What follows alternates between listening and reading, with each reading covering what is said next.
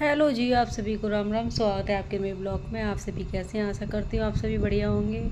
और ये मैं आ गई थी किचन में। टाइमिंग हो रही है 7। और सुबह क्या है, मैं सुबह 5 बजे उठी थी जैसे कि। तो मेरी बेटी की तबीयत ख़राब हो चुकी थी, मतलब उसको लूज मोशन हो गए थे, लेकिन उसने नहीं उठाया था। वो 4 बजे से जग रही थी। जैसे ही मेरी आँख खुली मैं उसको देखा तो वो जग रही थी। मैंने, बेटा क्या हो गया? तो कहने लगी है ना कि मम्मी मेरी तबीयत ख़राब हो गई है। और आज थी हमारी क्लास, ऑलरेडी टिकट पहले से करा दी थी दीदी ने। तो अब मैं तो बड़ी परेशान थी कि जाऊँ या नहीं जाऊँ। फिर मैं ये सोच रही थी कि पहले चलो मतलब खाना वगैरह देख ले रही हूँ। तो लेकिन तब भी मेरी फ्रेंड का फ़ोन आ चुका था कि है ना क्या करना दीदी, चलना है नहीं चलना है। मैंने कि मेरा तो मन नहीं है, मेरी बेटी की तबीयत ठीक नहीं है, कैसे जाऊँ यार मैं। बड़ी मतलब थोड़ी समस्या सी हो जाती है ना, जब बच्चों की तबीयत ठीक नहीं होती तो फिर कहीं जाने का मन नहीं होता है, चाहे कोई कितना भी खास क्यों ना हो। तो कुछ भी समझ में नहीं आ रहा था क्या करूँ क्या ना करूँ। फिर भी मैंने उससे बात करने के बाद, वो भी, उसकी भी तबीयत ठीक नहीं थी, उसको भी फीवर आ रहा था। तो कुछ नहीं, फिर हम लोगों ने मतलब आपस में बात करके फिर हमने 9 बजे करीब हमने किया दीदी को फ़ोन, जिन्होंने टिकट कराई थी। तो उनसे पूछा, उन्होंने कहा नहीं बेटा, अगर तबीयत ठीक हो जाए थोड़ा सा लेट आ जाना तो आ जाना। लेकिन ये दोनों सो रही थी। फिर मैंने उससे पूछा तो वो ये कह रही 10 बजे करीब कि मम्मी कोई दिक्कत नहीं है, मैं ठीक हूँ। अब दवाई दे दी थी सुबह हमने 5 बजे करीब उसको, तो उसको आराम था। तो 10 बजे करीब उठी थी। तो उसने कहा कोई दिक्कत नहीं, आप लोग चले जाओ। और वैसे गौर जी कह रहे थे कोई दिक्कत नहीं, अगर हो तो मैं घर रुक जाऊँगा उसके लिए, और तुम निकल जाना।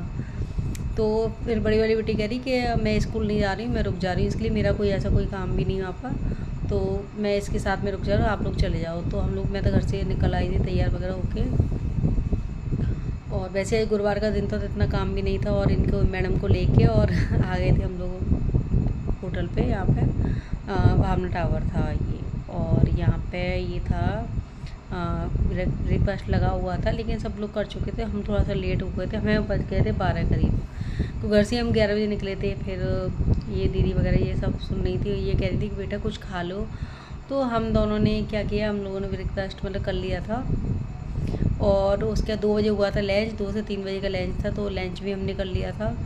और उसके बाद हमने कुछ फ़ोटो वगैरह शूट किए थे अपने और कुछ वीडियो वगैरह निकाली, क्योंकि भाई इसके बिना तो कहीं भी जाओ तो एंजॉय तो पूरा करो। ये हमारी दीदी थी तो हमने 1-2 वीडियो निकाली थी। और अच्छा भी लगा था कि कहीं भी जाओ तो एंजॉय तो करना चाहिए, क्योंकि मैं कहीं भी जाती हूँ तो एंजॉय फुल करती हूँ। फिर बेटी से बात भी की तो बेटी कह रही तभी ठीक है। ये हमें 5 मिल गई थी चाय के साथ मिले थे हमें बिस्किट। और यहाँ ये हमारे फ़ोटो वगैरह शूट हुए थे। फिर नीचे आए थे, गणपति का मंदिर था, बहुत अच्छा मतलब मूर्ति थी उनकी, तो उन्होंने फ़ोटो खिंचवाए थे। उसके बाद हम लोग निकल आए थे। तो हमें बज गए थे करीब 7, और हमने किया था ऑटो में बहुत सारी मस्ती, बहुत इन्जॉय। क्योंकि दीदी कह रही थी बस यही हमें टाइम मिलता है, क्योंकि हमें 2-2 3-3 साल हो जाती हैं, फिर हम आपस में नहीं मिल पाते हैं। तो कहीं भी हर जगह ऐसा ही होता है कि हम बहुत टाइम बाद मिलते हैं किसी से, तो हम फुल इन्जॉय करते हैं। फिर बेटी से बात की तो वो कह रही मैं ठीक हूँ, कोई दिक्कत नहीं है, आप आराम से आ जाना। तो फिर भी हमें घर से पहुँचते पहुँचते मुझे बज गए थे 7:45 बज गए थे। और ये दीदी एक सॉन्ग गा रहा था वहाँ पर, तो हम लोग आपस में ही मस्ती कर रहे थे। और मस्ती करते करते 2 लोग तो कमला नगर में उतर चुके थे, बाकी की बल्केश्वर में उतरे थे, बाकी हम लोग 3 थे। देखो कितना प्यार करती है मेरे को और मतलब पूरा मस्ती करते हम लोग। फिर हम लोग मतलब हम 3 लोग थे, हम लोग अपने घर आ गए थे यहाँ पे कालंदी बिहार। और सबके फ़ोन स्टार्ट हो गए थे बजने के लिए कि कितनी देर में आ रही हो। किसी के घर से हस्बैंड का फ़ोन आ रहा था, ये कमला नगर का मार्केट था, और किसी की सासू माँ का फ़ोन आ रहा था। हालांकि मेरे हस्बैंड का ही फ़ोन आया 2-3 बार। मेरा फ़ोन साइलेंट था, लेकिन मैं देख नहीं पाई थी। लेकिन कोई डांट नहीं पड़ी थी, और बात अच्छे से वो कह रहे थे कोई दिक्कत नहीं है, थोड़ी देर में पहुँच जाएगा, टाइम से पहुँच जाना घर पर। तो हम लोग मस्ती करते हुए हम निकले। फिर मैं आ गई थी घर पर, और हम लोग आ चुके थे, हाँ 7:45 हो गए थे, मैं आ गई थी घर पर।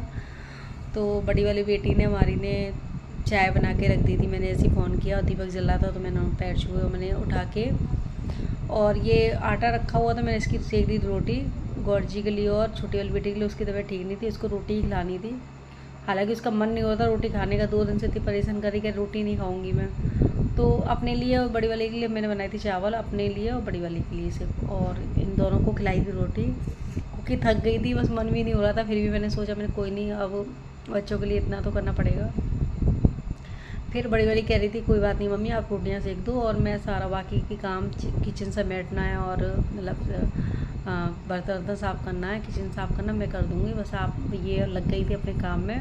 खाना खाने के बाद तुरंत लग गई थी। और कभी कभी बोलती है लेकिन काम बहुत अच्छे से करती है। तो कितनी गंदी हो रही है किचन और सारा समेटेगी ये, और बहुत अच्छे से सफाई करती है। ऐसा नहीं है कि दूध भी फैल गया था तो उसने पूरी किचन अच्छे से बहुत अच्छे से साफ़ करती है। और बस बेटियों से यही फ़ायदा होता है क्योंकि वो माँ की तकलीफ़ समझती हैं।